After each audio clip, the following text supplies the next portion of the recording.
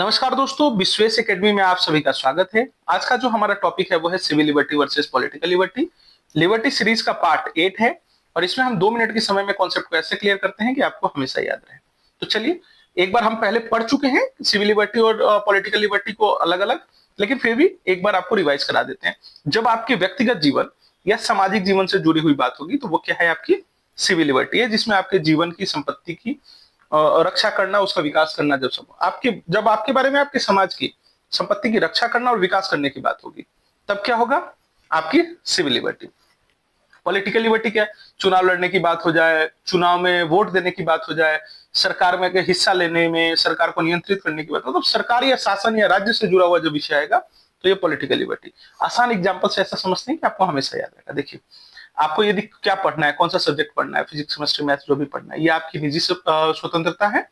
आप कहाँ पढ़ना चाहते हैं, आप मान लीजिए लाइब्रेरी में बैठ के पढ़ना चाह रहे हैं या आपका पर्सनल डेवलपमेंट कर रहे हैं, तो ये क्या है, आपकी सिविल लिबर्टी है। यदि मान लीजिए आप 10 लोगों के साथ सुरक्षित तरीके से एक ग्रुप में बैठ के डिस्कशन करना चाहते हैं, ये भी क्या है, आपकी सिविल लिबर्टी। अब इसका देखिए, ये वहीं आप चुनाव में आप वोट करना चाहते हैं, चुनाव खुद लड़ना चाहते हैं, या कॉलेज के किसी नियम के विरुद्ध जाना चाहते हैं कि कैंटीन का खाना खराब है, पैसा बढ़ गया है, फी बढ़ गया है, तो विरोध दर्ज कराते हैं, ये क्या है, आपकी पॉलिटिकल लिबर्टी है। उम्मीद है ये 6 फिगर्स के माध्यम से आप समझ गए होंगे इस एग्जाम्पल को।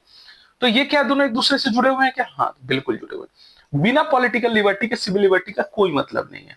यदि आपको मान लीजिए कि आपको वोट देने का अधिकार ही ना हो और आपको चुनाव लड़ने का ही अधिकार ना हो, आपको सरकार की आलोचना करने का अधिकार ना हो, लेकिन सिर्फ बोलने का अधिकार दे दिया जाए, तो क्या फायदा है?